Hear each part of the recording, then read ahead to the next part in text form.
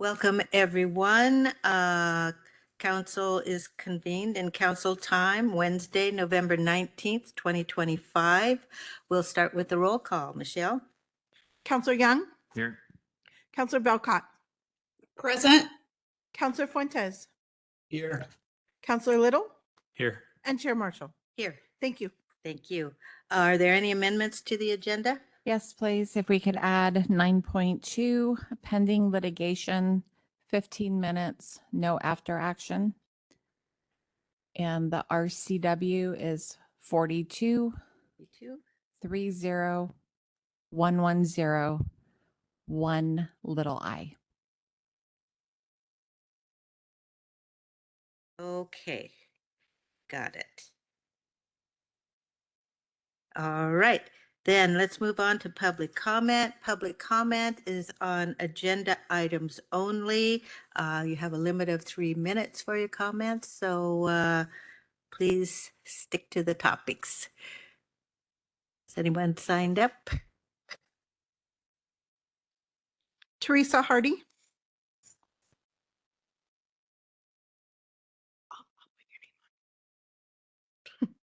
It's okay. Good afternoon, Teresa Hardy. Last night we were here with housing and all the people that showed up that work and volunteer with housing, and I am going to talk about an agenda item.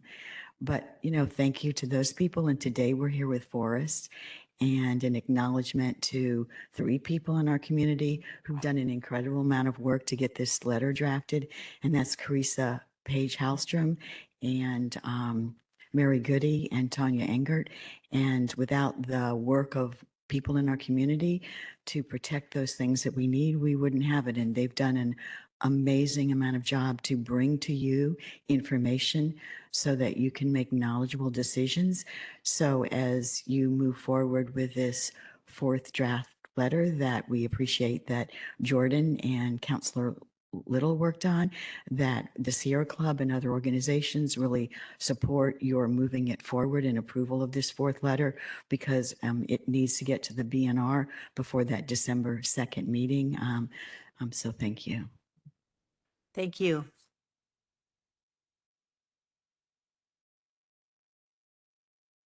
Carmen De Leon. Yeah, hi, I'm Carmen De Leon again, and I don't have a printout of this, so I'm going to read it. It says this was it looks like another proclamation. Clark County wants to inspire our community members to express thoughts, ideas, and concerns openly and honestly. Wow, you want to talk to the city of Vancouver about that? Because I was threatened with jail for that.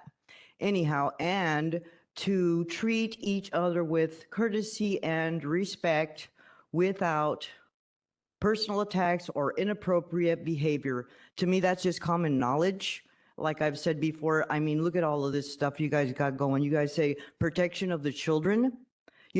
Anybody under 18 can't get a tattoo, can't smoke cigarettes, can't vote, can't drive a car, but they can take they wind up being sterilization drugs to transfer them, so that's child abuse to me. And that should be on here, that you shouldn't abuse children mentally as well as physically and medically, because these things are irreversible damage to our children. Anyways, that's why I'm reading this thing, this whole whereas this and whereas that, and then it says, you want me to read them all? Do I have time for that? Okay, never mind. So let's go on to criminal justice. You guys want to protect me? Then maybe you should look at Oregon House Bill HB 3551 that says automatic deportation for any felon not born in this country. Why is that difficult? It would save the country money to detain somebody, verify they don't deserve to be here. Out you go, buddy. I know people who had no problem getting to this country illegally, buying a brand new ID, and unless they go fingerprint them, they're good to go. So you don't know how many murderers you've talked to. How many people has he? I see the ID, it's valid. Okay, go. But he didn't fingerprint them. So he doesn't know if there's a warrant in Mexico or a warrant in China. By the way, I have talked about before, there are no Chinese homeless. There are no Chinese difference. When these people go out to the homeless shelters, how many translators do they need? Yeah, they're financing the takeover of our country from the inside out. And look at the one that's not sitting there. That just goes to prove that they're getting paid to come and take over our government. no I personal didn't name attack. names. I could not name names. If you don't want to name names, I'm not naming names. I'm Stick just to saying, the agenda, please. okay, well, if you want to protect us, we the people, do us a favor and get rid of everybody not born in this country breaking our laws, not respecting our laws and our people and our God, because we are one nation under God. That's what we were founded under.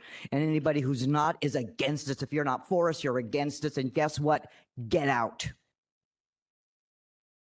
Okay, thank you. Is there anyone else? Did she push the panic button?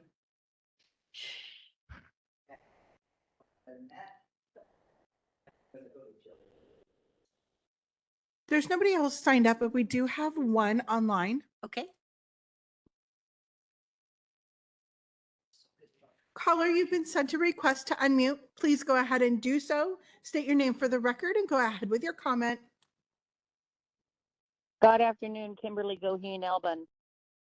So don't interrupt Mello. She was on task. You guys do that just to fluster us, and I consider that not responsible to your little unity resolution here, because frankly, it looks like it's going back and forth, doesn't it? You guys are being bothered by us, and we're being bothered by you. Except the one thing difference is the Constitution says that we are the boss, and we can say and do what we want.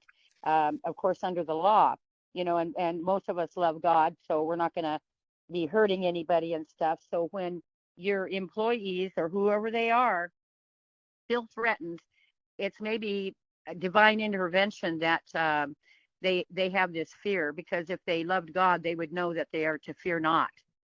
So fear is has been ruling. The Democratic Party put out fear this last 4 years to divide America, and that's what this is all about. This unity bill, I kind of resent it in a sense of unity is my grandson's name, and he's held captive in CPS, Washington State, and that's another story that we'll get to someday. So you have include diversity of viewpoints. So you guys get diversity of viewpoints, but we can't say anything about it, and that's not true. We can. So I'm really actually not necessarily for this unity resolution that you have going. It's actually targeting those of us that have a right and a duty to do what we're doing. And if you're talking about any of us people, Mello, me, Win, or anybody else that I know that is standing up and doing our duty to inform the public of what are to hold you guys accountable, then you're going to be wrong, and we will stand against that. Mark my words. So I'm trying to read this a little bit on my phone. I did not print it off today, which I usually do. You want you want fair access to resources and services presented in ways everyone can understand. Well, we do understand. It's those people that have fear, and I don't know who it is, but they're the ones that have fear. There's a reason for that. It's because we're trying to push a conservative God plan here of what we have in our Constitution that our forefathers over 250 years ago implemented for we the people when government becomes dangerous. And that's what you've become. And if you don't like it and you're fearing, that's not my problem. That's your problem. But we are going to stand up. We're going to do this constitutionally. We're going to do it under God. Okay, thank you. Your time is up. Oh, there's two more. Caller, you've been sent a request to unmute. Please go ahead and do so. State your name for the record and go ahead with your comment.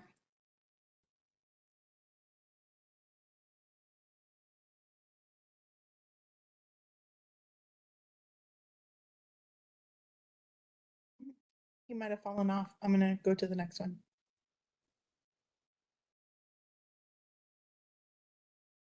Caller, you've been sent a request to unmute. Please go ahead and do so. State your name for the record and go ahead with your comment. Hi, this is Carissa Hallstrom. Can you hear me? Yes, we can. Awesome. Good afternoon, council. Just wanted to say your fourth letter to the DNR looks great. Thank you for drafting it. It's perfect. You're awesome. You're the best. Don't listen to the timber industry guy that was here last week who doesn't even live here. And please approve the fourth letter so it can get sent off to the Board of Natural Resources in time for a chance to save the last of our precious East Clark County legacy forests. Thank you. Thank you. We're going to try the other caller one more time. Okay. Caller, you've been sent a request to unmute. Please go ahead and do so. State your name for the record and go ahead with your comment. Yes, thank you, Chair Marshall, counselors. I guess I'm that timber industry guy that doesn't even live here. Heath Heichel here on behalf of the American Forest Resource Council. I was pleased to join you on your field trip. And I know a little something about Clark County, having gone to school in La Center and graduating there, but whatever. I am commenting on your letter today, and I just, I'm concerned that you may not have all the facts or that there's a disagreement about the facts, because you look at the letter claims that all three of these sales include structurally complex forests. DNR has provided input to Clark County. I have the emails from a public records request that clearly notes that they are not structurally complex in the dendrophobia and copperhead sales. So it's just not factually accurate, or you have a different forester than the DNR does. So concerning there. And I guess as I raised last week, this would have serious impacts to your junior taxing districts, including the Hawkinson School District that would receive revenue from this, timber, or your local library, timber, or the Fort Vancouver Regional Library, and so forth. So I just don't know if you've consulted with them and impact on the potential impacts. Finally, at the end of the day here, if Clark County wants to prescribe exactly how its state forest transfer lands are managed, so those are the county trust lands, it really ought to seek reconveyance of those lands and to own those lands, because what happens is Clark County's timberlands are intermingled with other counties' timberlands in one trust. And if you're asking for basically these sales to go forward that might lose money or barely break even, you're actually hurting other counties in their trust lands because they're all managed as one trust. So like a retirement company, I hear the ads for forever that's based in Clark County, DNR has a fiduciary obligation to the beneficiaries of state trust lands, whether that be the Common School Trust or it be, those individual counties. And so to harm other counties or other trusts just because people have different ideas, I guess, about how they want forests to manage, it's just not something DNR can do. My final comment would be looking at Copperhead. According to DNR, the timber there is aged between 49 and 60 years old. It is hardly mature or old growth forest. So if it's not okay to do harvest in that kind of a stand, I don't know where it is okay to do harvest anywhere in Clark County. So maybe you ought to be just a little more straightforward about your policy objectives rather than pretending as if this is about structurally complex forests. So excuse the frustration, would be happy anytime to talk about this, have you meet with our foresters, understand what it is that helps industry be able to operate. And thank you for the time today. Chair, that concludes public comment. Thank you for your comments. Okay, that concludes public comments. So moving on with our agenda, old business 4.1 are the minutes of November 12th, 2025. Are there any corrections? Hearing none, I'll entertain a motion. So moved. Thank you for your motion. Is there a second? Second. Moved and seconded. Thank you. All those in favor say aye. Aye. Aye. Aye. Motion carries. Okay. CREDC contract. We had a presentation a little while back, but Kathleen, do you want to clue us in? Yes. So the contract has come before council over the last year for 2025 as well as future contracts. And council wanted to have a work session with CREDC prior to providing any direction. That work session was on November 5th. And so today I just wanted to ask council on direction for next steps, which could include do not proceed with any contract, to consider a contract for the work performed in 2025, and also consider a contract moving forward either for 2026 only or for a 2-year period. Historically, they were 2-year contracts, and I will just remind council that they are currently recruiting their new executive director. So I think the desire would be a 2-year moving forward, just so that the new director doesn't have to worry about that when they start, get on board early. I would anticipate early next year. So I'm just bringing this back. Any direction if council wants to move forward with any contract for 2025 or moving forward, we'll have to come back on a Tuesday meeting for your final approval. So this is just to get the direction from council. Oh, and what would the dollar amount be per year? I believe it's 100. Is it 110, Jordan? Yes, the request in the contract that we've been sent from CREDC was for $110,000 each year. Previously, we had been contributing $100,000 a year. And we usually provide them with the funds at the beginning of the year, but that didn't happen this year. So they're seeking funding for 2025. Yes, they did not reach out regarding a contract for 2025 until late of the year, which is what prompted the initial conversation. So they, but yes, normally when there is a contract, we would provide that payment the first of the year. Okay. Are people clear on what the request is? And are there any questions or comments? Yes, Chair. Go ahead, Councilor Fuentes. Executive Board of Directors for CREDC, so will be recusing myself from this deliberation and decision making. Great, thank you. Councilor Belcott? I thought, was it Counselor Little was before me? I think he said something before I did. Oh, it was Councilor Young, but Oh. but Go ahead, Counselor ahead. Young. Well, okay, go ahead, Councilor Young. I was curious, in your recommended budget, does it include this? It includes the 100,000, which was part of baseline. Okay, great. The other thing that I don't know what the old contract looked at, but I did review this one, and I appreciate it seems intentful that they had added in the contract different levels of communication that they would have with the county. So I do support moving forward with a contract, and I think it would be wise to do a 2-year contract to give that continuity while they're looking for a new executive director. Other thoughts, Councilor Belcott? Chair, I just wanted to say, since I've been on council almost 4 years now, I've never heard anybody come back for council reports when Councilor Young was on CRDEC, come back with any information. And when I reached out to CRDEC specifically related to the Chalachi Railroad report that they produced, I didn't think it was a great report. It was inconclusive. They could not explain how they came up with the job numbers that was justified for the Chalachi Railroad, because they kept going back to their study with no backup data saying that this is what the Chalachi Railroad would produce related to jobs. And I either didn't get a response back or it was very vague.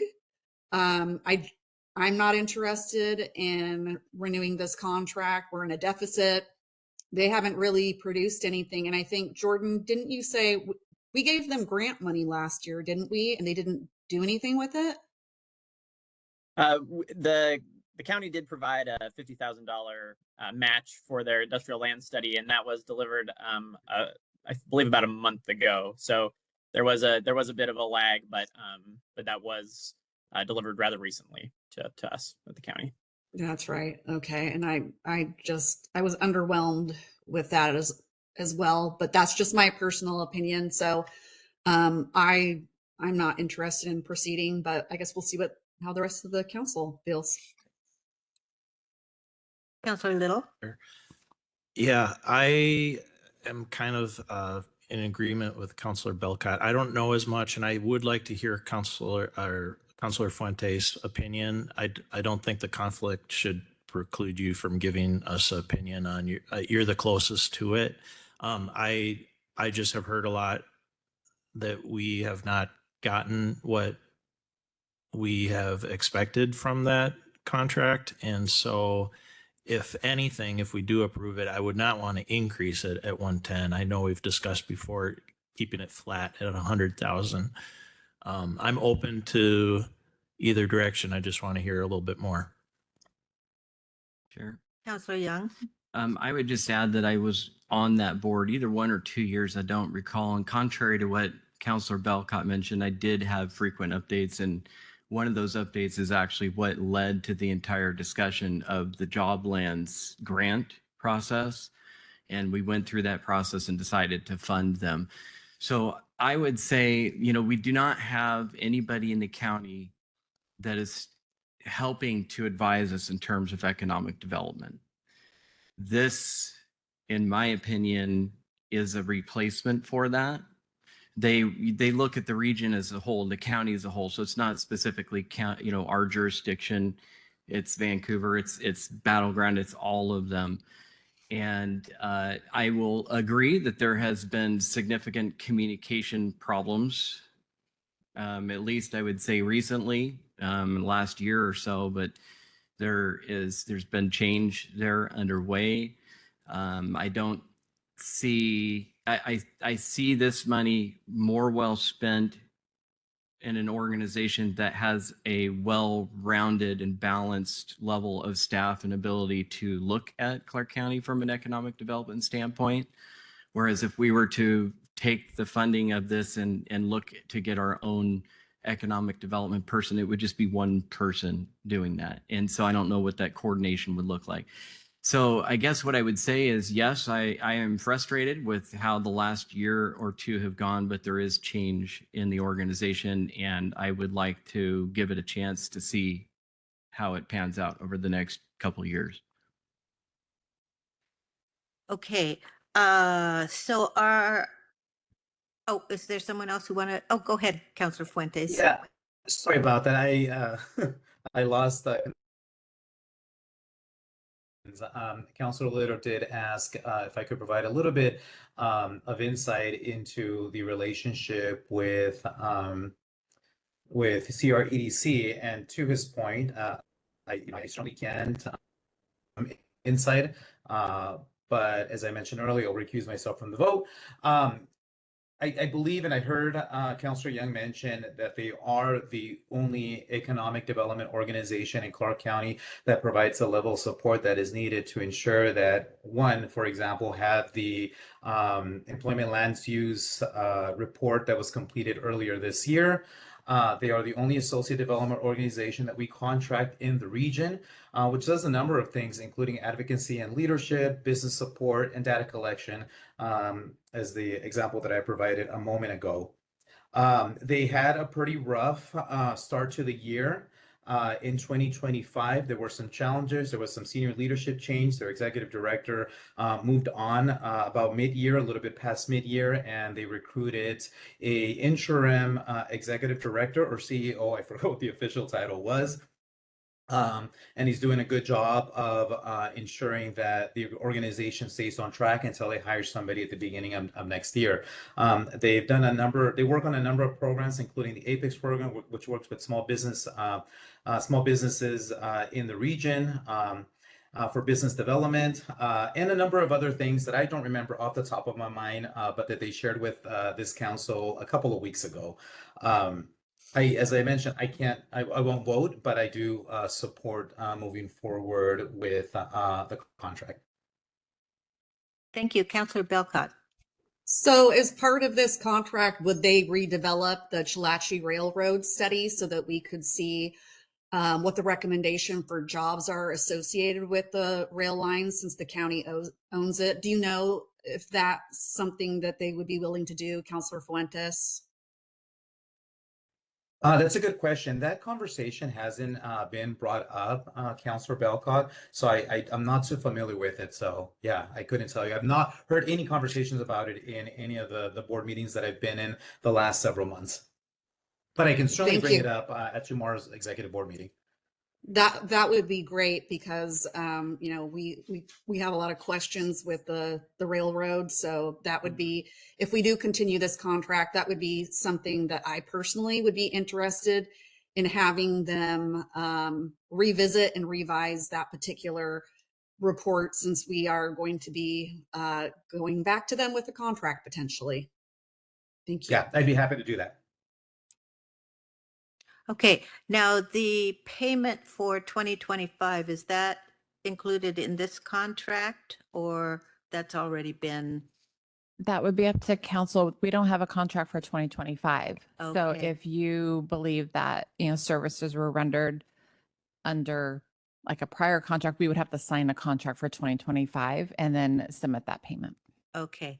Both Councilor Fuentes and I met with CREDC, several of their staff, and got maybe a more thorough briefing on some of their programs. And I think it was the Apex program where they have been, which is a relatively new program where they are helping local businesses be successful in federal grant awards. And I recall it was an impressive number of dollars that have come into the county as a result of that, in the tune of millions.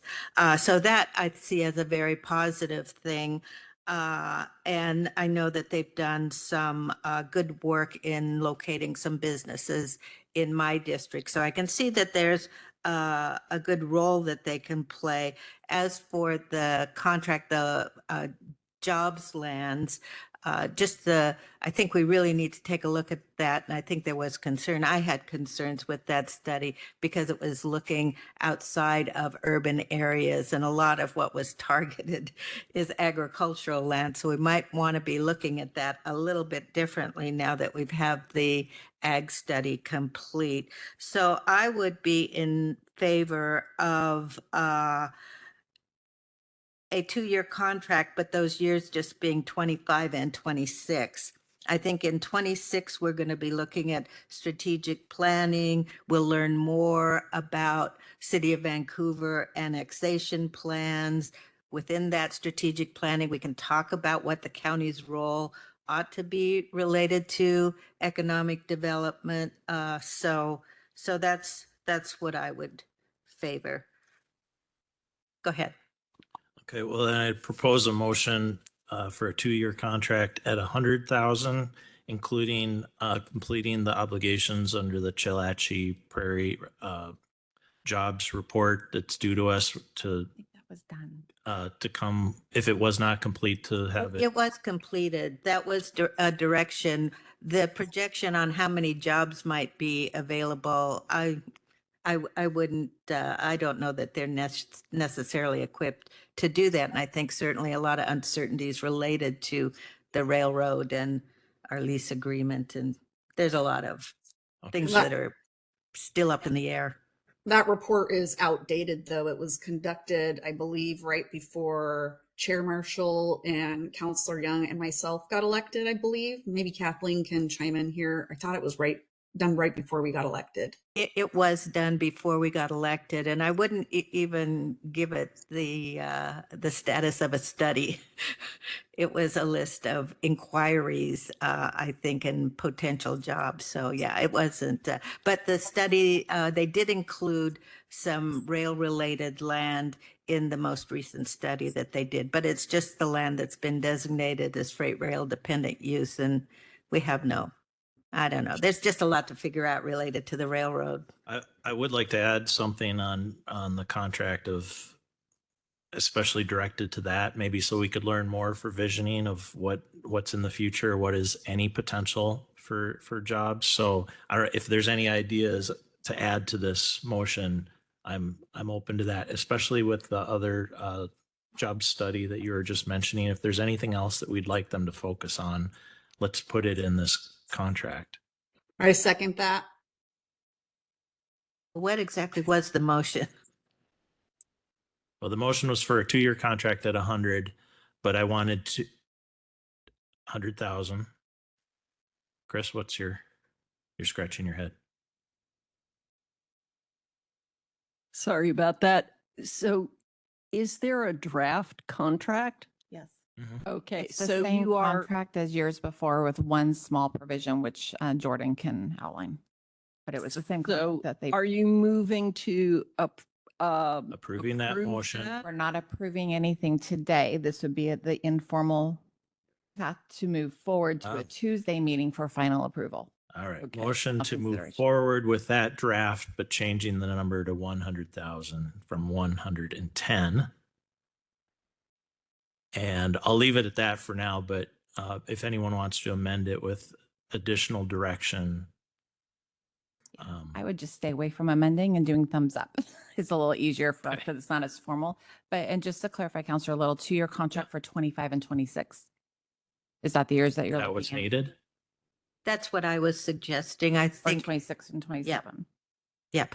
And then we can revisit it at some point in 26 to see if we continue beyond. Okay. My second that I made was related to the new Chalachi Railroad study, because that's what CRDEC does, is they're supposed to be producing those economic studies, and what we have related to the railroad is very outdated at this point. So I will not second if that's not included as the amended motion. I don't want to second that. So I would suggest we just leave it as it is. And I don't support the part about the railroad. Not that I wouldn't support eventual action with the railroad, but I think that they understand the county to a degree that we do not. They understand economic development and what is available. And I would leave it up to them if they feel like it is a worthwhile investment to look into that particularly, then I would be happy to work with them on doing that, but I wouldn't want to demand it as part of our a contract. I'm not saying demanding, but I don't want to pay them any money because I wasn't really impressed with some of the studies that they have produced. So I was thinking we could be specific this time because we haven't in the past. Councilor Belcott, do you have suggested language to add to my motion? That would It was include just your, it was what your initial motion was, Counselor Little. That's what I seconded, was to include an updated Chalachi report if we're going to go through and renew our contract with them. Okay. So it is what I said before, adding an updated Chalachi report. Correct. I don't know that we would have the votes for that, but we could I'm give it putting a it forward try. anyway. Okay, that's fine. But we're not voting. We're not No, voting now. It's a thumbs Get up or some thumbs direction. down. Okay, so I think the direction may be split as best I can understand it from our conversation, that a couple of us would like to hold off on the Chalachi piece specifically. And I agree with Counselor Young. Things need to get, well, maybe I don't totally agree with you, but better to wait and take a look at that at some point in the future. If we feel like there's a need. I think there's too many loose ends related to the railroad to do that at this time. Chair. Can we get the thumbs up on this first, just to get a count? And Well, then before can- we do that, I have a really quick question, Chair. And this Yes. might be for staff. For the employment lands use study, the county paid $50,000 in addition to the grant that we provided, I believe, in 2024, since there hasn't been one in 2025. So I believe CREDC paid half of it and the county paid half of it. So I'm curious, again, a question for staff, if that was the same with the Chalachi Railroad study. Was there a contribution made by the county or any other jurisdiction, or was that something or a study that the CREDC undertook on their own? And I only ask because I support, in the future, an updated report on the Chalachi Railroad. But if we paid for that in the past, and I don't know if asking in addition to is fair, considering these reports and these studies are not very cheap or inexpensive. I can respond to that. There Oh, thank was you. no study. We did not pay Okay. for anything related to Chalachi specifically in the past that Councilor Belcott refers to. It was simply, as far as I understand, a list of inquiries they had from Okay. businesses with a list of potential jobs. And there was uncertainty about how if any of these really could have matured into an actual project. So I wouldn't even call it a study. Okay. Okay. Got it. Thank you. I would just add too that the land study was, we contributed 50,000 and then they received a matching grant for that. So it wasn't their funds that were used for that work. It was, they used our contribution for a matching grant. Thanks for that's it. clarifying, Counselor. And that simply brought, they identified land that's already been identified by the county as freight rail dependent use, but there's no regulations or code to implement that at this time.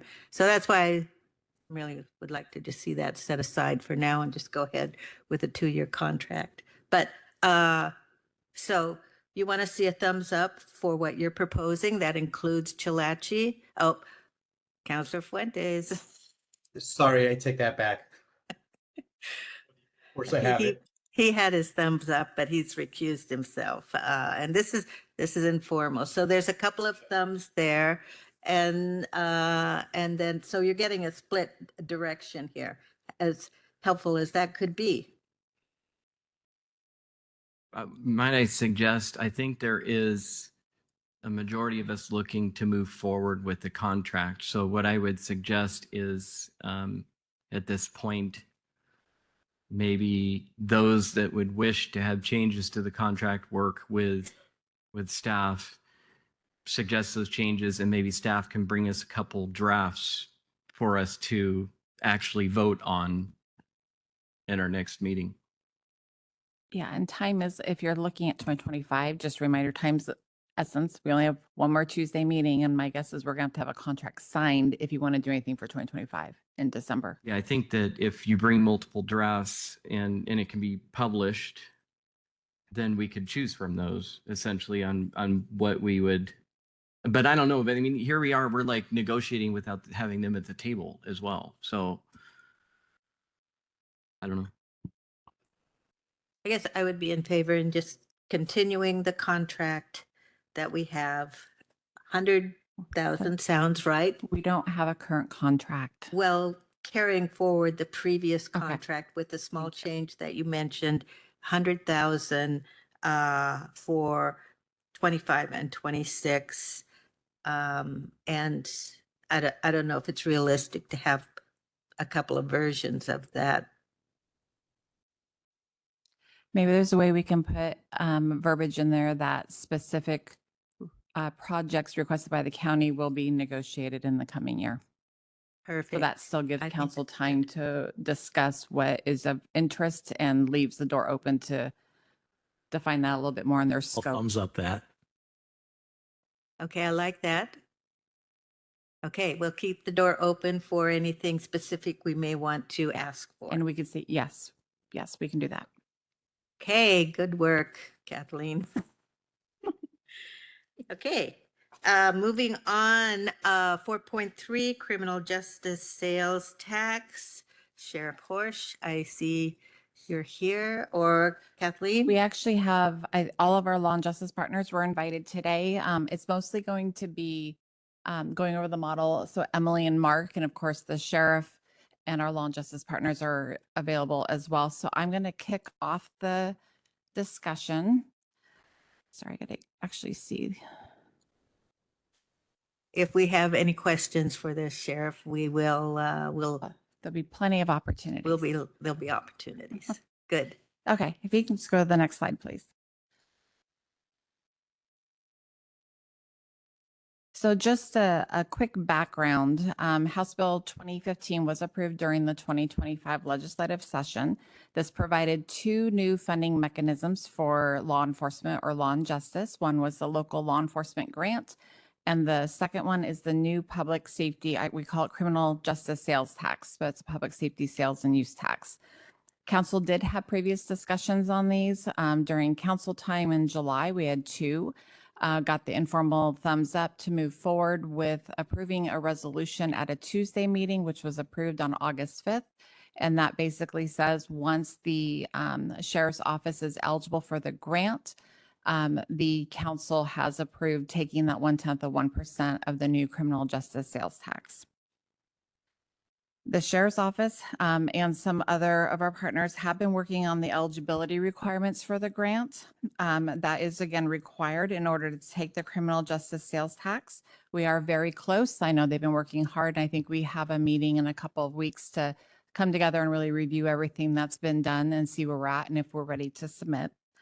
Could we pause here related to the eligibility? Because I thought, oh, it's a simple little checklist, but I think it's more involved than I initially thought and requires some training, and the training takes time. Yes, So it's training, it's policies, it's public participation processes. There's a lot of very detailed information that for the right, eligibility. and things Yes. that need to be accomplished, and all of Correct. those things take time to accomplish. Yes. Thank you. If we are eligible and get that thumbs up by the January 17th or 18th, then we can actually start collecting the tax the first day of the second quarter of next year.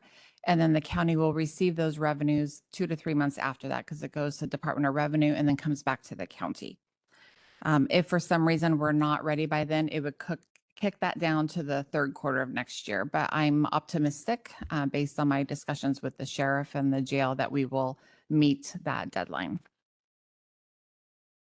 And then just for the purpose of today's meeting, if you can go to the next slide. The first part is just a very, very high level overview of the financial model that we've been working on.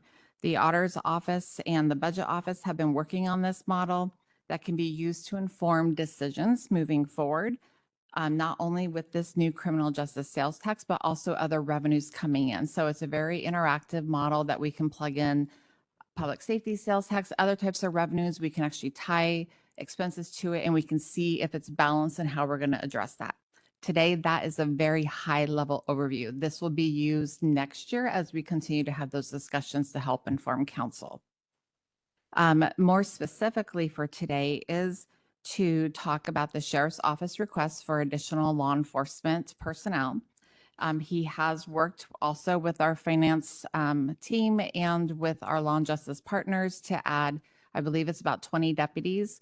And then what are those impacts to the law and justice? So you'll see that included in the model, so you can see the financial impact, what the assumptions are made to get there. But we'll go over that when we hit the model.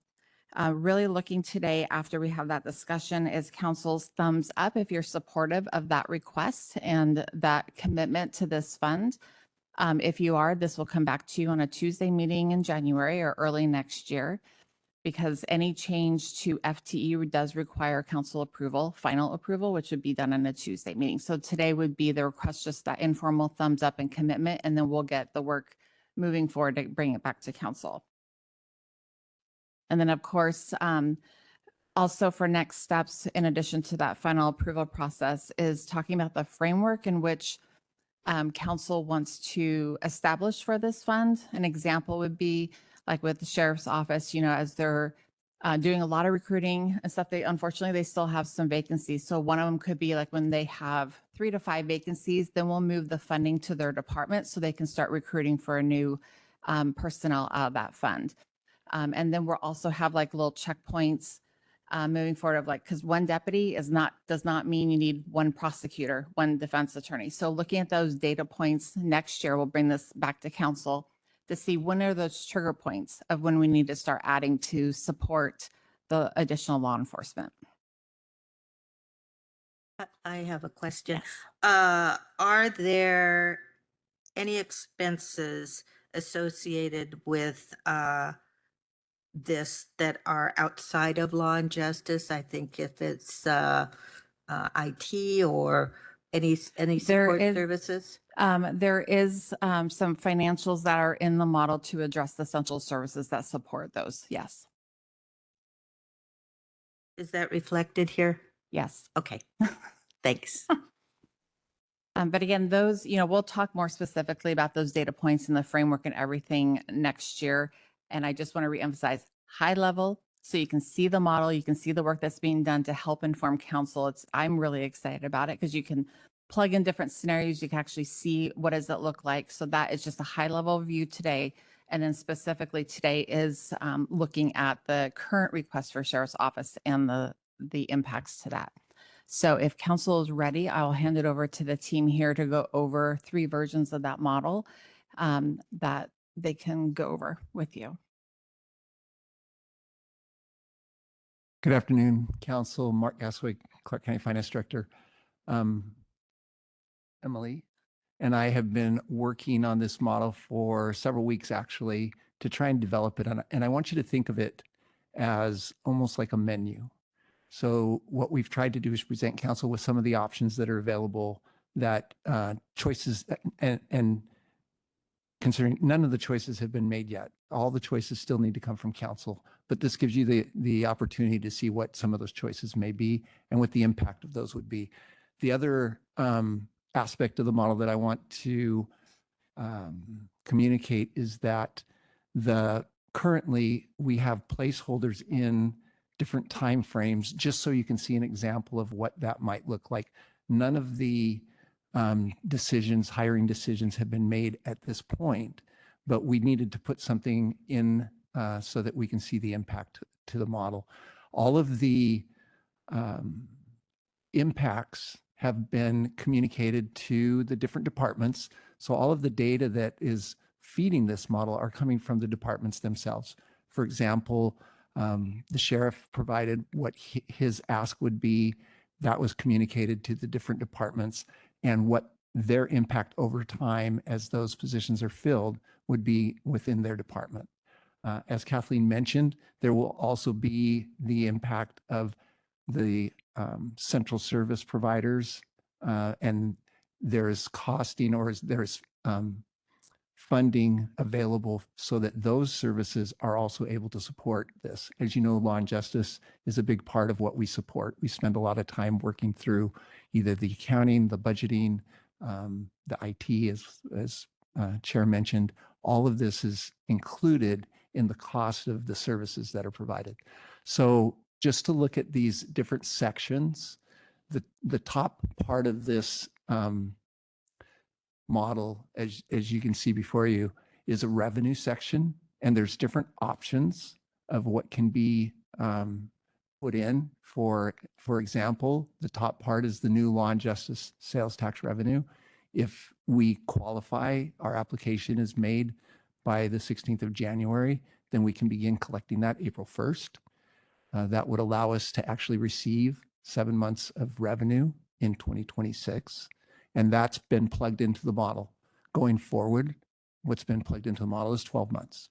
So the revenues in here reflect 7 months of receipts for 2026 and 12 months of receipts going forward. The other options, as you can see, we've looked at along with the sales tax, there's the opportunity to apply for grant funding. So if we do apply for grant funding, depending on how those officers are hired and are added, we can turn on a lever. If you look far to the right, it'll say yes or no. If we do apply for grant funding and receive grant funding, we change that to yes, and it'll populate with the amount of revenue that we would receive for grant funding. And that's how this model will function, depending on what council decides, which types of revenues they would like to pursue. We can turn those on, or right now they're all turned off. So you don't see any revenue populated in those columns. With the expense section, which is the kind of the pink section there, the center section, right now we have populated that with an initial request from the sheriff so that you can see if we were to receive those revenues in 2026 and add 5 officers, that would be the impact. And then you can see that it also impacts all these other law and justice departments, excuse me, at different times based on the input that we've been given. If that pushes out in any time frame, we change that timing, and it will also change the timing of the rest of the departments. So it's all interactive, depending on what the timing of when decisions are made. The costing is all built in. We have the costing and the inflationary cost of those decisions that are made built into the model. Let me pause here and see if there's any questions. I have a question. In looking at this, and I just take public defense for an example. So those, if there's, so say we're able to hire 5 additional deputies in 26 and 27, the impact doesn't really hit public defense until 28. Correct. I think we're struggling though right now to And to so cover all of the cost. let me explain to you the assumptions. This model is only impacted by the decisions within this model. So we've not taken into consideration current conditions. So if under the current conditions, there are requests being made, they're coming through the budget process that we're all participating in now. So this is just to indicate the additional impact of additional officers being hired by the sheriff. Right. Are there restrictions related to backfilling No, current positions? no, So it could not be used. not under the RCW. Okay, but it could be used to cover some of our Yeah. current Deficit. deficit. Absolutely. Yes. And yes. one of In the, law enforcement. yes, and one of the models will show Okay. what that could look like. Yes. You're a little ahead of us. Oh, all right. Go ahead. Go ahead. Questions? Just to follow up on that, can you describe under the assumptions why it would take until 28 to have a new officer impact public defense? I don't Yeah, understand. because those officers, the impact has to build. You have to have a certain level of cases before you would add a public defender. Okay. Right now, again, we're looking at, as conditions would be static now, with the addition of additional officers, the impacts build over time, and they say, well, we can't continue to function without additional staffing. And this is the timing that they gave us. So, And there's also timing. We have to budget the position, but they don't actually start working on the road till what, a year, Right. probably. there's probably a 12-month lag before we actually see that impact. Yeah, please go ahead, Sheriff. No Can you problem. hear me now? Good afternoon. I'll just help with that. It probably 18 months, almost even 24 by the time you hire and they're fully effective. And then I would say there's probably 10 to 12 positions that are being backfilled all the time, meaning we're hiring an overtime person for every shift anyway. So the first 12 positions, if we talk about them later. So that kind of just tells you right there why there's this lag and delay. So it's about 18 to 24 months before fully operational.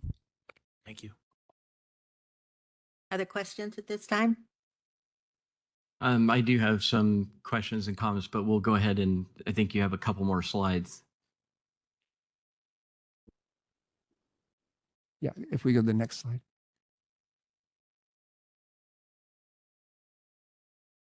Do you want me to help with this one?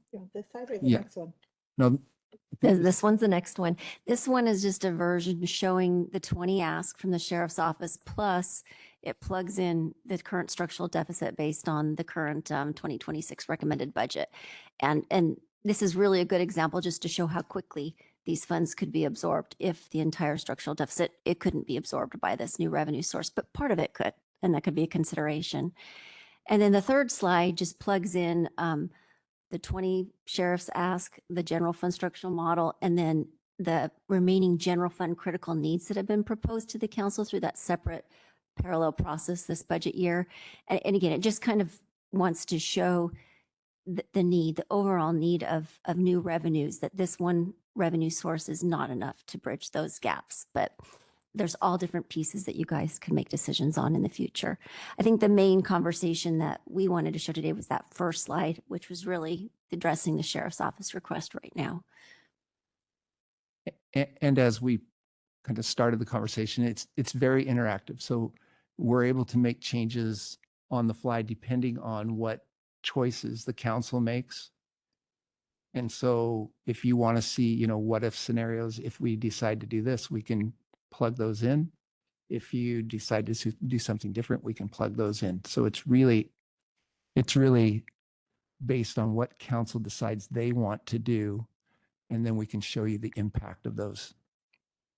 And we can also update it based on hiring. Exactly, yeah. And, you know, if he's successful and sheriff gets 5 next year, move that up. But then the next year, if it's only 2, we have that ability to adjust that as well.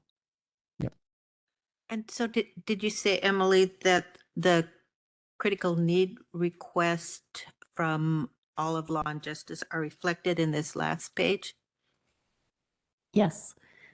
The balance of the requests that aren't fulfilled in the 20 plus share, the pink section. And that's that circle, the red circle there. Okay, well, just looking at district court asked for, I think, over 2 million in their critical. Well, if you look at the critical needs, the first year, 2026, it's a $22.2 million impact. The ongoing impact is about 4.8 million. So those would be the district court requests would be embedded in that with other requests that are left over. Okay, so they're not shown in the column up above. No, the column up above, if you could you go back 2 slides?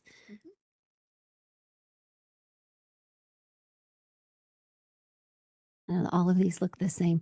So Chair, Yes. that's only reflecting the impact of the additional officers. Once you get out of that section, that's all that will ever be reflected in that section. So you have to go down to the next line where it says total fund critical needs to look at the critical needs.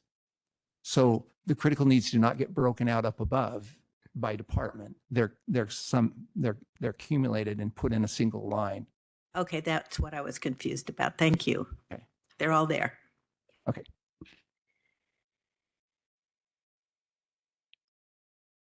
Okay, any questions on the model? Any questions on the request before council today for the staffing request? Just a couple things. No confusion on that. I think this is good information for us to be able to give direction on moving forward. A couple comments on it, though.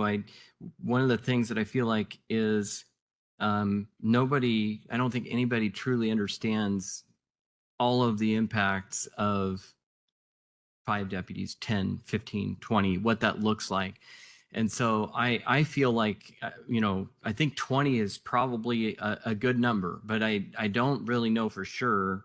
And what I would want to do is reserve ongoing funding for those 20 positions. And maybe about at year point 10, we really take a look at evaluations. What does the sheriff's office look like now? What are the downstream impacts and the costs? And at that time, we'll have a good understanding of that. Again, in the meantime, maybe one-time use of those funds being potentially available, but not, reserving those 20 position for ongoing funding. And then each 5 years after that, we continue to reevaluate, and perhaps we get to 15 and in 15 years and that's enough. Maybe it's not, and we continue to hold those funds until we decide that they may not be needed. So that would be one suggestion. The other thing that I would like to bring up is, and I've had some conversations with the sheriff regarding this, I would like to see if we could change this to look at one additional deputy that would be for potentially expanding the HEART team that Vancouver has introduced in the city of Vancouver, bringing it into the urban growth area of the county. And that would involve, we would need at least one sheriff's deputy. And we would need somebody from Public Works that would likely be just kind of a transfer of duty, probably not an additional FTE, but that is yet to be explored. And then there is, I think, a high potential that we would be able to get grant funding for all of the other positions for at least 2 to 3 years to cover all those other positions, the outreach workers and all the other people that would be on that team. And that would give us an opportunity to, again, you watch the data, you look and you see is the use of that funding effective or not. But I would like, if the council is willing to have this looked at, adding one additional deputy that would be specifically for a heart team in the county. I'd like to hear what the sheriff thinks, but I would be supportive of that if he's supportive. Chair. Yes, go ahead. Yeah, I would be supportive of Councilor Young's suggestion of adding an additional deputy to support the heart team. Thank you. I'd be supportive as well, and I think we would all love to hear from the sheriff. Sorry, I was talking with Mr. Gasaway there. That's okay. Again, good afternoon. A couple comments I wanted to, and get back to Councilor Young's questions about it. So thank you all for meeting, and I understand it's a kind of a preliminary thumbs up. And as we go into January, I think the budget team, and I know Kathleen has explained, this is a very good thing, but it's not the end all. So it's the beginning. It's a good Band-Aid for a couple years for kind of everybody in law and justice, but it has to get looked at as, will there be a levy put out maybe, or another PSST if there's any room in it, whatever it's looked at is, we have to continue to build on this. So this is just a piece. It's a good stepping stone.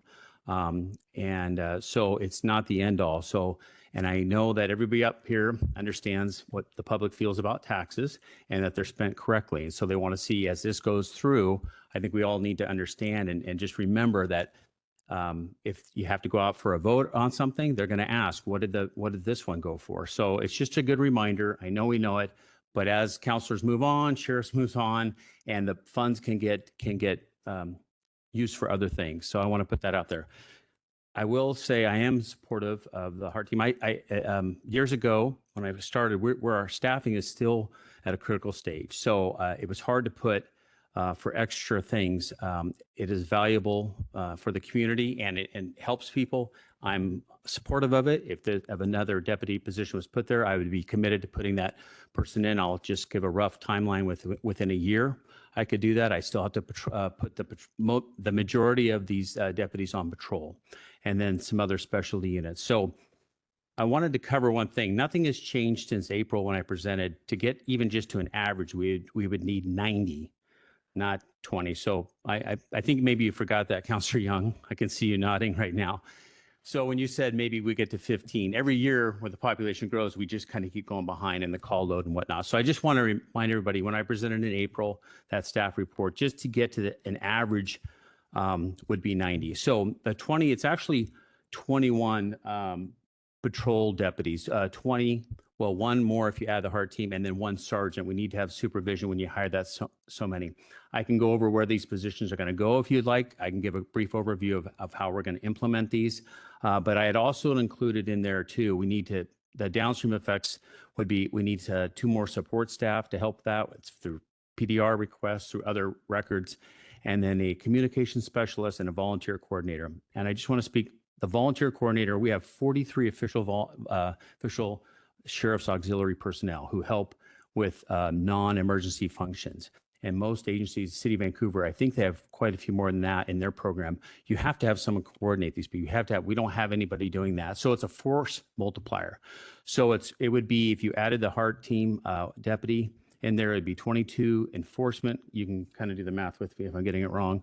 And then 4 support staff. Those positions are a lot less economic impact. In fact, it's 50% less overall, the whole, because you have a patrol car, you have a vest, you have the gun. Initial costs go way up initially with the deputy, but those support positions are needed as well. And that was part of my original package. I know that they're not up here. I know that we had talked about them. We had looked at some costing models for them, but there's plenty of, in my opinion, there's room within this tax once it's taken to support those. So that's the full ask is, if we went with it, it would be actually 25 positions if you added the one heart team.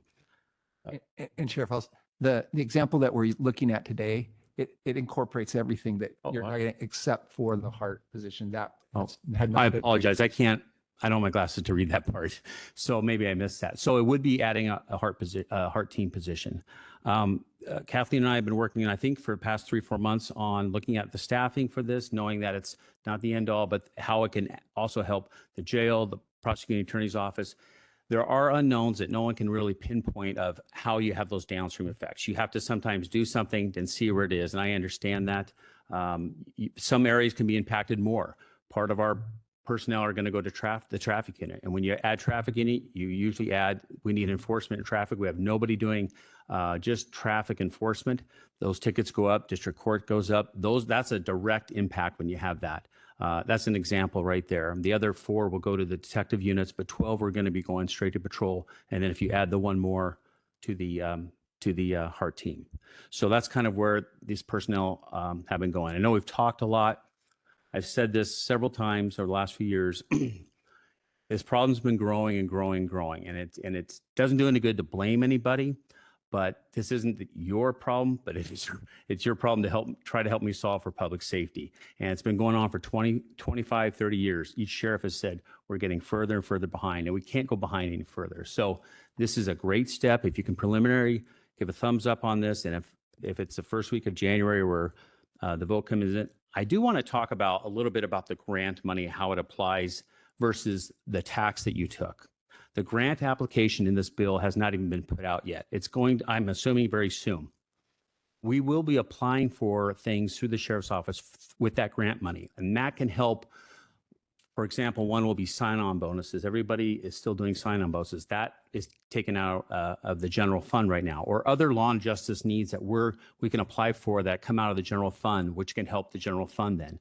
We won't be asking for bodies out of that. It's too unstable and it doesn't last very long. So I would say our request is going to be quite large out of that because the governor has made it very clear. Here's the money. He wants to put it towards law and justice.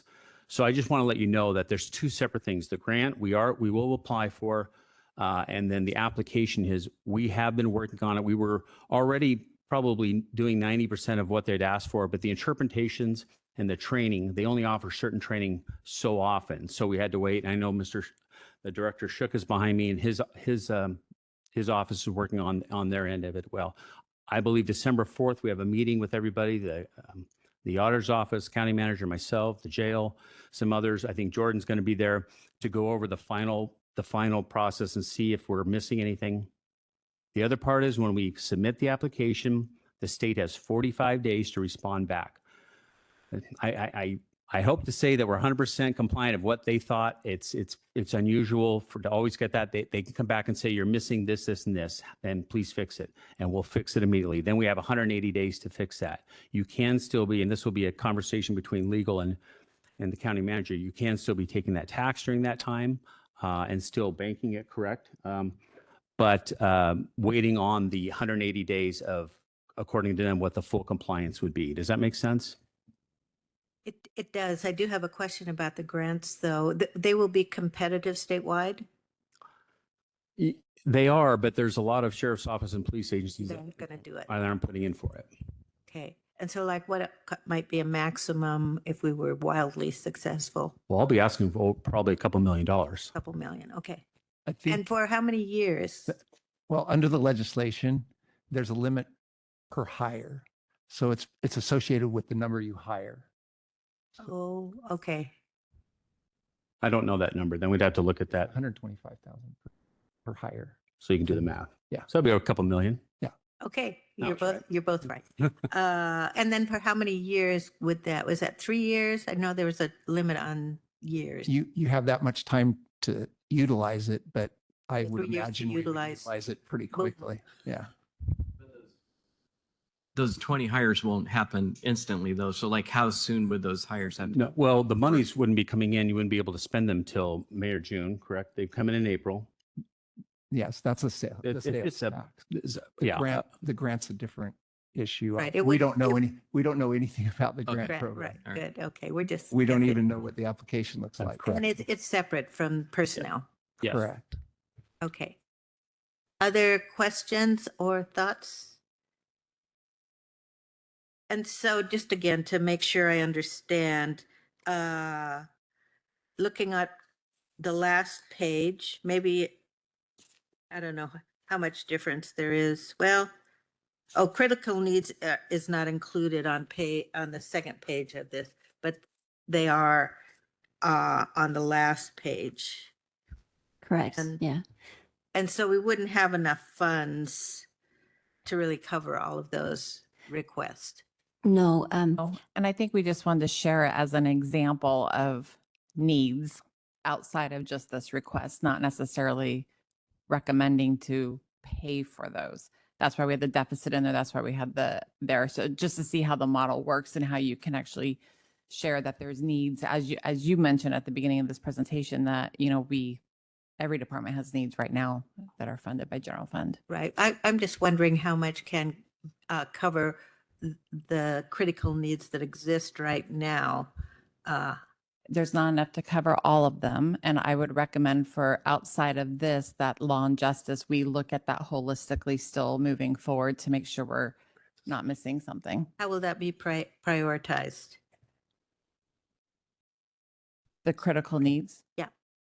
Well, that will be a discussion with council on policy direction because 75% of general fund is law and justice, but we still have other general fund items that are not fully funded. So council is going to be setting those policy directions. Okay, in the new year? Yes. Okay. Yes. Thank you. The numbers in this chart, is it, when you say critical needs, is it only law and justice related or it's all of them? It's all of them. Sure. Would be interested in just the law and justice ones. Well, there doesn't necessarily need to be a nexus. I thought we just determined there needs to be a nexus to law and justice for this. I think we should rework this slide and model for future conversations to probably take out the other general fund critical needs, like for my office and things like Yeah, that. that would It's be. minimal, but that would be probably the best Okay, next step. most of them Yeah. are Law and law and justice. justice, critical needs request. Okay, that would be good to see that. Yes, Counselor Little. Okay, and on debt reduction strategies with this, it was mentioned before, I just didn't know what our options are and what impact that would have on the sheriff's proposal. Yeah. What was the beginning of what We you had said that there is a way to use this toward debt reduction, I didn't say deficit that. reduction. Are you talking about our structural deficit? Yes. Yeah. Yeah, That's what I'm- because you can supplant current law and justice funding that comes from the general fund. And instead of it being paid from general fund, it would be paid out of this fund. And it would have a direct dollar to dollar impact on Yes. the sheriff's proposal. Not necessarily the sheriff's proposal, but I mean, if you're paying for one deputy out of general fund now and you want to pay it out of this new fund, it just moves that funding mechanism to the other fund. Okay. But we want to see a net increase. And I will just call, and I know you all know this, but last night you did approve a fund for this as well. And that's for council public transparency to show that, yes, we are using this as intended by the House bill in supporting criminal justice. So because that fund, the funds could go right to general fund, but we wanted to call it out separately. Okay, do you need any direction from us? Yes. I think this has all been great information. We need the informal support to support what the sheriff's office is requesting today, as well as the other law and justice impacts to those requests. I can support that. Okay, it looks like I have 3, 4, 5. Okay, thank you. This will come back to you in a staff report in January. January. Let me ask, I do believe I heard also adding Heart Team. Our team, yes, I'm Deputy. supportive of that as well. So can we just clarify what the actual number of people were, just for the record then? It's everything that you asked for plus the Heart Team. So the 90? No. Yeah. Yeah, there we go. All right. Nice. You All right, did ask thank you. for that. Yes. All right, thanks for reminding us. Okay, thank you very much. It's good to go through this. Okay, draft unity resolution. Jordan, did you want to kick this off? I know we've heard from some community members who want to have some input on this, which I think we would welcome. But go ahead. Sure. Thanks, Chair. So as Council will recall, a couple of weeks ago, Council was interested in putting together a unity resolution. And so we're bringing the draft back here for Council's consideration. At this point, would welcome any feedback that the Council has on the draft or direction you'd like to provide. And as the Chair noted, I think we've heard from some folks in the community about the draft as well. And I think the Chair, you had mentioned to me that you might be interested in pausing on this and getting some more feedback from organizations in the community on this for some further refinement. And I would be happy to do that if that's Council's direction. And so just would present this for your consideration here, and any edits you might have now or direction you might want to move forward with this going into the new year. Council, go ahead. Yeah, I would say I am definitely open to feedback, but I don't want to stray from the mission. So I don't want, the message of it. I don't want it spread. I don't want to add more content to it. To me, it's about unity altogether, and I don't want to dilute that message by bringing a bunch of different issues into it, if that makes sense. Okay. Councilor Little. I think this is an important resolution to bring forward. As for who might receive it, I don't think we could pick a subset of the community groups that would receive it that would be diverse and include everyone. I just think if we bring this forward, that we invite all groups to show up and participate somehow in a show of unity, as opposed to having 6 or a dozen groups show up. I think that might be more appropriate. And I think helping to facilitate that is garnering some of their input up front. But I agree. Other comments? Chair. Yes. As you mentioned earlier, there were a number of particular community or individuals from different community organizations, and we wanted to be part of drafting this resolution and provide some input on some of the language. What that language looks like, I think that we won't find out until these individuals and groups convene to give us their input. So I'm supportive of that, although I do agree that we're going to be mindful of not deviating too much from its original intent, right?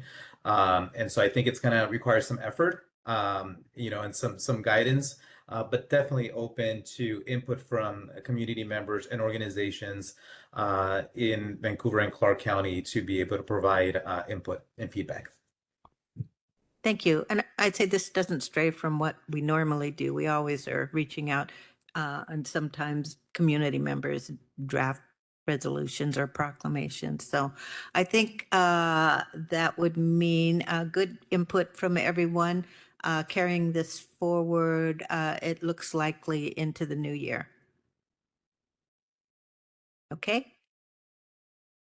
No, I think we've got nods here. Thumbs up. Okay, thanks, Jordan. Thank you, Council. And I just ask if you have any folks you'd like me to share this with as it's getting circulated and drafted, please let me know, and I'm happy to send it to them for their review, and I'll collect all that input together. Great, thank you. Okay. Chair, real quick, Yes, I would go just ahead. add to that. I wouldn't preclude that you only reach out to the people that we suggest. I mean, if we suggest a group, if there happens to be another group that may have an opposing view, I would appreciate if you would reach out to them as well. So don't, consider it that it's only who we ask you to reach out to. Feel free to extend the olive branch there and gather as much feedback as you possibly can. Okay, moving on. 4.5 DNR timber sale draft letter. Thanks, Council. again, for the record, Jordan Bogey. This is me again.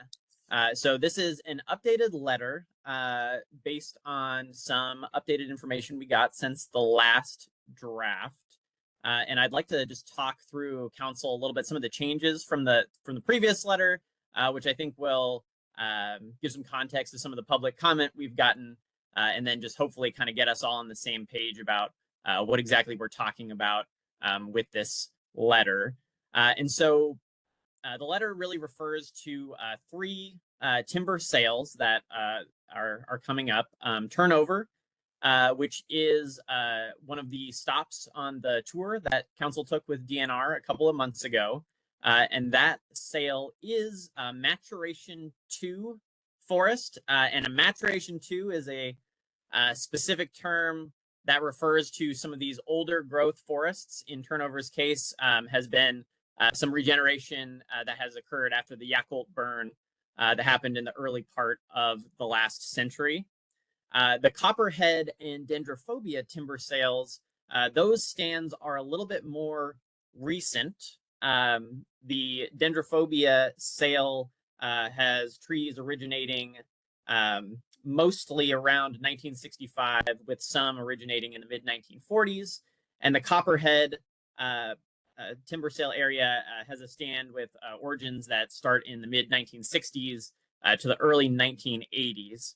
Now, the previous version of this letter said that all 3 of these sales contained Maturation 2 forests. That was inaccurate. Maturation 2 is these older growth forests. However, looking at the Department of Natural Resources, they have a tool on their website where you can see maps of what they call structurally complex forest. And so these are forests that are not necessarily older or old growth, but they are structurally complex. So there's like down logs, there's habitat for animals. It's got kind of more of that wild structure that happens in nature, which you like to see in forests for like habitat preservation and things like that. And so in the updated version, we've updated this letter to reflect that the Copperhead and Dendrophobia sales are not these older growth necessarily, but they are structurally complex per DNR's mapping tool. So I just really want to make that clear, because a lot of these terms get thrown around and used interchangeably, like old growth, older growth, Maturation 2, structurally complex, and they all have a little bit different definitions.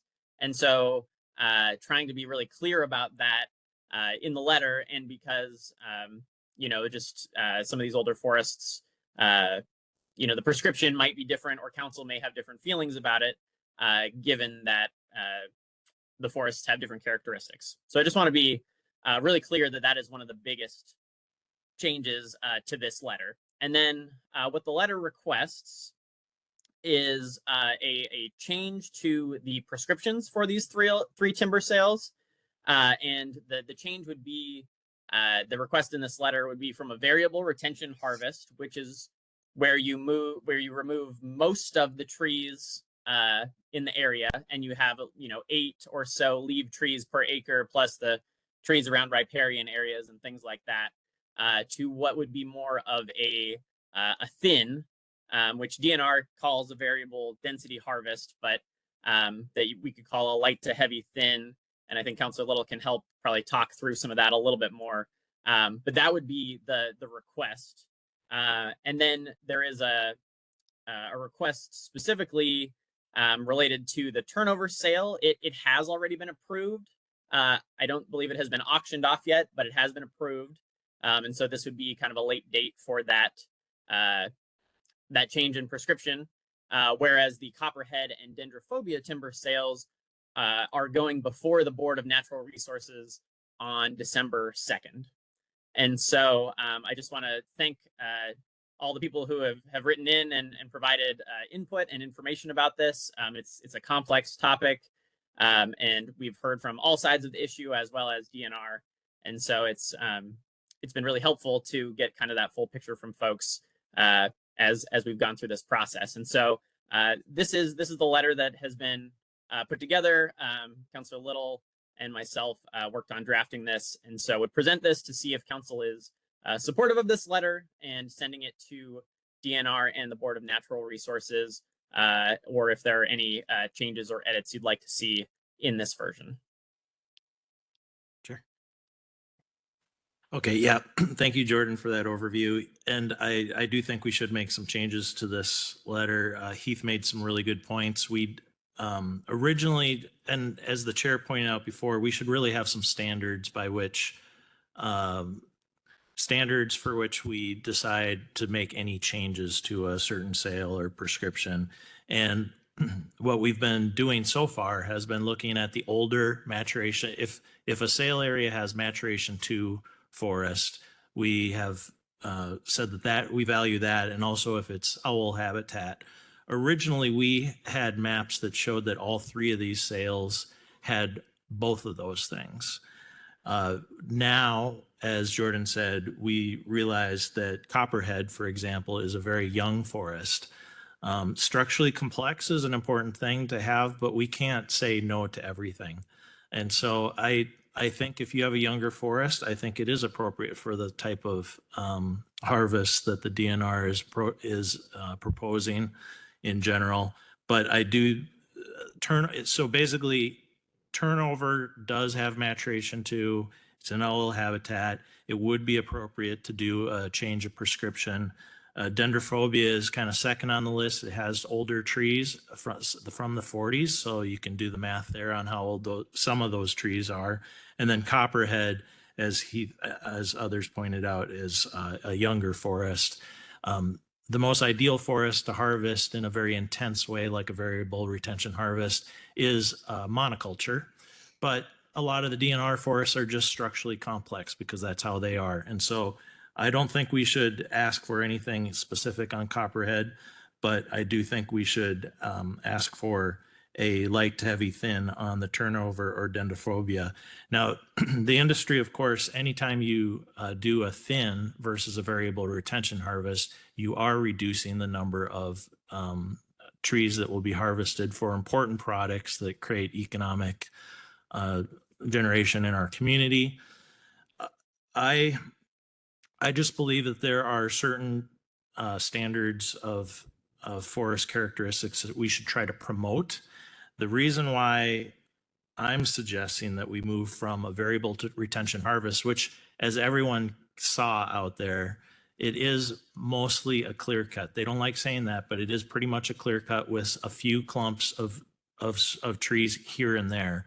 It's not a thin. What I would be proposing is that we're doing a light to a heavy thin in those areas. The reason why you would want to do that in a forest that has habitat for owls and older trees is you want to be promoting the older growth characteristics of those remaining trees. And so you want to space them out so there's more sunlight. There are, of course, harvestable trees in between that can go to our community's economic needs. But I think that's the most appropriate thing. It's in the federal forest, there is something very similar called LSR. There's 2 types of forest. There's matrix, which you cut very heavy. It's often monocultures that are appropriate for cutting. And then there's LSR, which is late successional reserves. And the focus of that type of harvest is to promote the characteristics of the older growth forest so that they become late successional and old growth forests at some point. So that would be my proposal in general of where we should try to head for the forest in our county that still have those characteristics. And that's my proposal. And so we would be making some changes to this letter before it's approved. But as Teresa pointed out, there's a meeting on December 2nd. So I would want to make sure that we can get this to them before December 2nd. Would that be possible? You'll just need to make those decisions today because the next council time and your last council time is December 3rd. Okay. So we don't have another meeting for this. So it would be today solidifying those changes. Okay, then I would be suggesting that we approve a letter similar to what is put here, except for focusing it on light to heavy thin for the for the turnover and the dendrophobia, and to not have a prescription request for copperhead. Okay, as I understand it, turnover's already been approved. So is there a likelihood we could influence that in terms of how they harvest? You can ask for it. They could change it. They'd have to go back to the drawing board for some things, but they haven't put it up for sale as for bid yet. So you can Okay, make changes. There may be a little window there. And then just going back to our tour, that last site we were at, which I think they were describing as thinned, I'm not sure the exact terminology, but what would you describe that last forest that we looked at? Because there was more sunlight coming down. I mean, it was a beautiful forest. Yeah, it was probably thinned at some point, but we were looking at only a piece of a prescription, so it's hard to make a summary of exactly what they did there. But it definitely was not I would think it was not a variable retention harvest, which we all saw with our eyes there. Right. Okay, so if it wasn't variable retention, it could have been light to heavy. It could have been. Yeah, just basically you have a forest. There's a forest that's pretty thick. It's got a canopy, but it's also got a lot of smaller growth trees. It also becomes kind of a fire hazard. And so what you're trying to do is you're trying to space out those larger trees so that there's not competing growth around it. It lets in more light. It lets the canopy fully close up with the remaining trees. And those trees, you'll see the rings on those trees, they'll become wider because they were growing faster. And you can actually look at rings on trees to see when these thins happened. It's pretty, I'm nerding out a little bit, but Yeah, that's okay. But that type of forest provides different kinds of habitat for wildlife than an old growth forest. yeah. And one of the arguments that the folks use for these heavier variable retention harvests and skips and gaps, which is basically you're clear cutting certain acreage, is you're trying to create early seral habitat for like elk, deer. They like to graze on the grasses and the shrubs. Those type of cuts are really more appropriate in the center of national forests that we have not cut aggressively as we should. And what you're trying to mimic is burns and blowdowns in the national forest. But where the DNR lands are is kind of the shoulders of the national forest on the foothills. And there's already plenty of clear cuts or variable retention harvests around it. So plenty of that type of habitat type. So that argument doesn't stand really in my mind. Okay, thank you. Jordan, you had your hand up there for a little bit. Did you want to say something? Oh, I just wanted to clarify, Chair. The last stop on the tour, I think they had said it was thinned about 20 years ago, so around 2005. And so you're seeing that last stop was an area of the forest that had been thinned by DNR, and then fast forward 20 years from the timing of that thin. Great, thank you. Other comments? Yeah, Go ahead. got a couple questions. So the new version of the letter, I'm just wondering, does it align with the comments that came from Heath, or is it somewhat close, or how did that end up? I really don't want to speak for him, but he did bring to light that there was information that the Copperhead did not include the types of forest that we thought was in it, which is maturation 2. And I can't actually speak for Heath about what type of prescription he would like. He would probably prefer as it stands. Okay. All right. And then my next question would be related to his comment that there are multiple counties involved. So do these sales affect other counties besides Clark?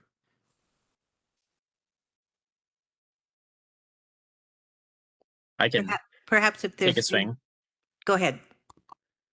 So so if we're thinking about the habitat conservation plan, and if you'll remember, let's take the Suisun block that we were in on the tour, for example. There's a habitat conservation plan that has been agreed to, and so within the larger area, there needs to be at least half of that land is set aside for owl habitat. And my understanding of Heath's comments were essentially that if let's say that let's just take an extreme example, the council, is going to take a stand against any cutting whatsoever, no cutting at all. Well, there's still the DNR has a fiduciary responsibility to the trust beneficiaries, and as part of their plan to take some portion of that for timber harvest. And so if you lock up timber in one county, if you lock it up in Clark County exclusively, then other counties that, so like if Cowlitz or Skamania has land that's also in that Suisun block area, you would naturally be trying to cut more in those areas where you are allowed to. That's how I interpreted his public comment and how it might impact other counties. Okay, thank you. That helps me understand that comment a lot better. I would support moving forward with the changes that you suggested, but I am really hesitant to do a lot more of this until we get a commission organized that can really help us sort through these issues. I feel like we're kind of flying blind a lot. So let's move forward with this, but I really want to put any more letters on pause until we get that organized and we can get good, productive input from the community, the industry together. And we have a conversation with the commissioner planned, I believe, for early January, right, Jordan? So we're going to be sitting down. That is correct. Okay, I agree with the need to have our task force or some advisory body that is represents diverse interests to better advise us. And because I don't think at this moment we really have the capacity or the expertise to comment forest sale by forest sale. And so I think we can agree to that. And then also, Heath brought up the Habitat Conservation Plan, and the Habitat Conservation Plan was negotiated, I don't know, 20, 30 years ago when the spotted owl was originally listed, and brought together all of the parties, and probably took several years to negotiate that. So I think that we have to keep that in mind too, because I don't see that being reopened really anytime soon. And that there are people in our community that are relying on some of the harvest, both for the junior taxing districts and for those that make wood products. So I guess I would agree. Let's move forward with this with the condition that we put any more letters on pause till we get some of these other things in place so that we can, as a council, better understand what our objectives are for the forest in our county. Councilor Belcott or Councilor Fuentes? Thumbs up. Looks like thumbs up. Thanks. Very thoughtful conversation. Thanks for your expertise, Councilor Little. Chair. Yes. Thank you. I will be stepping away for another commitment, a board meeting. Okay, thanks for the notice. Bye. Okay, let's move on now to new business. None today. No new business. Counselor reports. Sure. Yes, go ahead. So we have news of two giants in our community passing, and I will leave one of them for you to bring up. And I wanted to talk about Alan Thomas. There's a feature in the Columbian in the sports section this Saturday about him. He has passed. For a long time he was amazing outdoor writer in our community and a conservationist. And the way I know him is I was running for office last year, and he came to me and said, "Hey, you're an outdoorsman like me and care about conservation. I want to help you with your campaign." And I didn't have a campaign manager. I was completely reliant on volunteers. And he's like, "How can I help you?" I said, "Well, I have some signs and some door hangers, and if you want to put them up." And he took piles of them and he would put them out, and then he would come straight back and get another pile, and he'd come back and he'd be exhausted. And I'm like, "You don't have to do any more." He's like, "I have to do more." So basically, I'm sitting here today because of Alan. He's so passionate and had so much energy. I consider him a friend. He's a great loss to our community. I respect him so much. So what we are going to try to do, or I'd like to recommend, is that we get a resolution as soon as we possibly can of his legacy, recognizing his legacy. And actually, Public Works already has some things in the queue to try to dedicate a bench in a park for Alan. We have to consider a policy change to make that possible. And we're already looking to try to schedule that as early as possible. Because it's the holidays here, it's going to be challenging to get a resolution out earlier than January. But if there is any opportunity to have a council, if we're already going to have any type of council time before January, it would be great to try to get this out for his family and friends.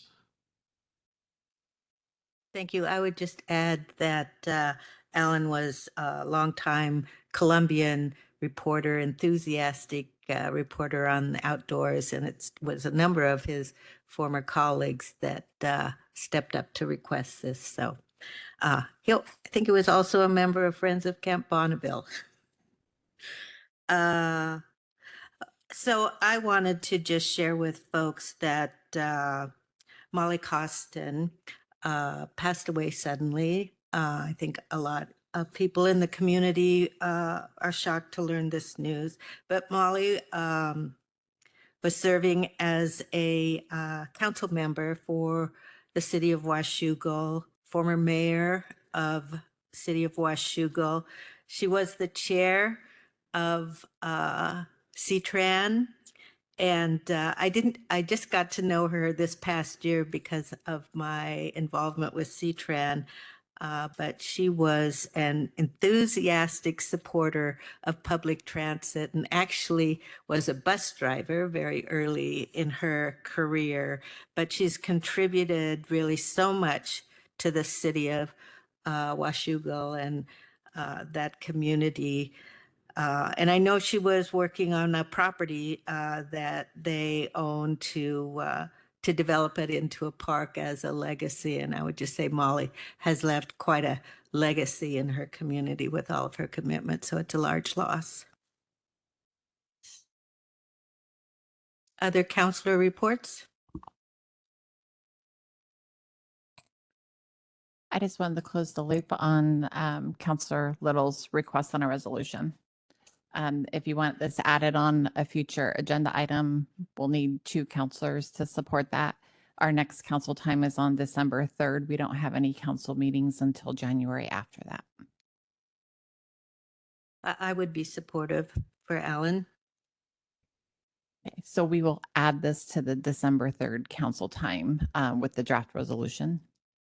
That's okay. Sounds good. Then it will. Just real quick, I mean, is this accurate to our new process that we have? Yeah, it's adding it to another agenda. Okay. Yeah. Okay. All right. Because Councilor Little could have talked to Chair Marshall and said, hey, I want to bring this forward, and the 2 of them could agree and put it on the agenda. So it'll be on the agenda next. So we're not taking any final action today or direction. It'll be next, the 3rd of December. Does that make sense? Okay. We are kind of giving direction to 2 of us. to make a draft. I just want to make sure we're Yeah. So do you want to draft or do you want to consider a draft on the 3rd. I mean, Nothing's- in this particular instance, I mean, time makes the difference. I think, you know, the conversation is relative to now. So, I mean, I hope we're not like, you know, undoing what we had initially agreed to do, but I mean, I would support bringing it forward. Well, it sounds like timeliness is part of it. Yeah. And so Oh, I that's think right. that We had that, that. so, Yes. Okay. So yeah, let's so do the that. staff can draft something and still bring it, but it still wouldn't be presented probably till the first meeting of January, but we can have something drafted for December 3rd. Okay. Sounds Does that good. work? Great. Thanks for your question, though. It's good to be consistent. Okay, no other council reports. Then I'm going to move on to work session requests. None today. Thank you. Policy updates, Jordan. No policy updates for you today. Okay, then that brings us to executive session 9.1 real estate, RCW 42.30.110, paren 1, paren little b for 10 minutes, no potential after action, and 9.2 pending litigation, RCW 42.30.110, paren, I think that was paren 1, paren little I, for 15 minutes and no after action. So that's a total of 25 minutes. So that I'm thinking 3:15. 3:15. Okay.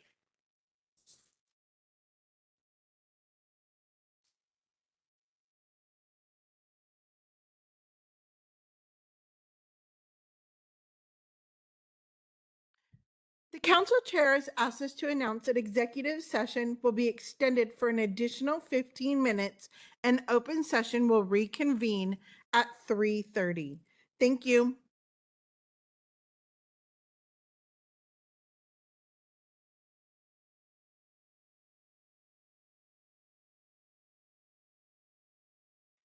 The county chair has asked us to announce that executive session will be extended for an additional 5 minutes and open session will reconvene at 3:35. Thank you.